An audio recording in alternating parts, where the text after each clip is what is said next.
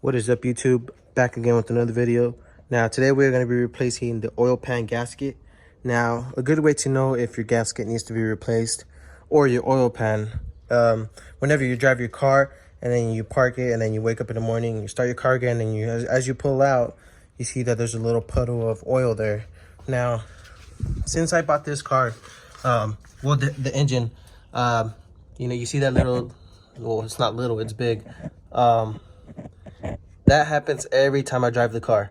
So every time you drive the car and I turn it off, you just hear the little drips. Now that's coming from the oil pan. So we're gonna lift up the car, drain the oil, remove the oil pan, replace the gasket, and hopefully everything goes back to normal and we no longer have a leak. So I'm gonna go ahead and jack the car up, put it on jack stands, and I'll be right back with you guys. All right, guys, so now that we have the car up on jack stands, you guys can really take a good look at all this oil that I'm losing every day. Now, since I noticed that it was like leaking a decent amount of oil, I stopped driving this car. I take the other Honda Civic. But if you guys find that you're losing oil like that every day, I wouldn't recommend driving your car, because all that oil you're losing, the engine won't have any oil to be lubricated enough. So you're gonna start hearing some like weird noises, and you can like potentially like spin a bearing or something, and you just want to avoid any damage. So if you guys notice that, you want to get that replaced as soon as possible. All right, now since I already made a video on how to do an oil change, I will leave that little link up here. I'm gonna skip that step, so I'll be back with you guys once I remove the oil pan, or once I start removing the oil pan. All right, guys, so down here we're gonna start removing the oil pan. So in order to remove the oil pan, we have 16 bolts or nuts that we have to remove. So we have 8 here and 8 on the other side. So I'm gonna go ahead and remove these, and I'll be right back with you guys.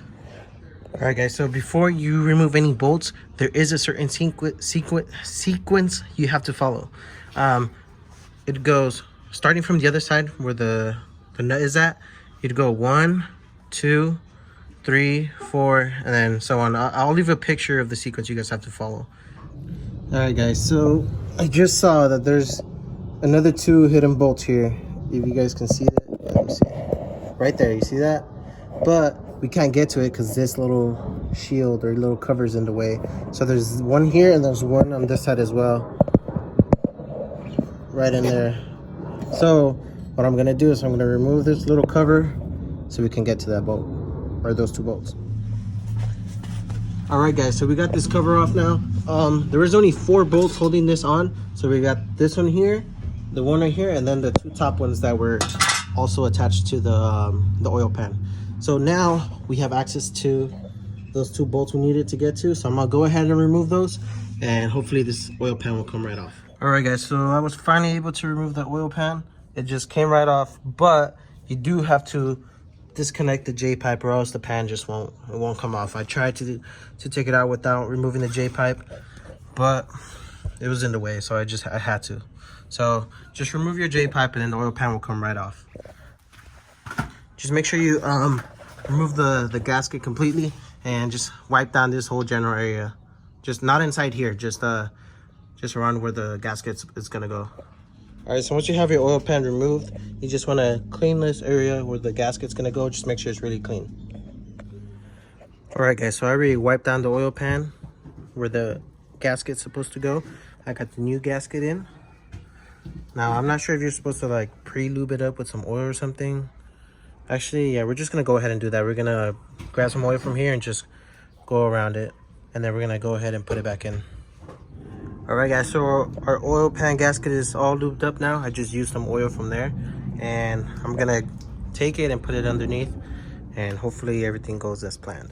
All right, guys, so here's what I did to hold the oil pan up.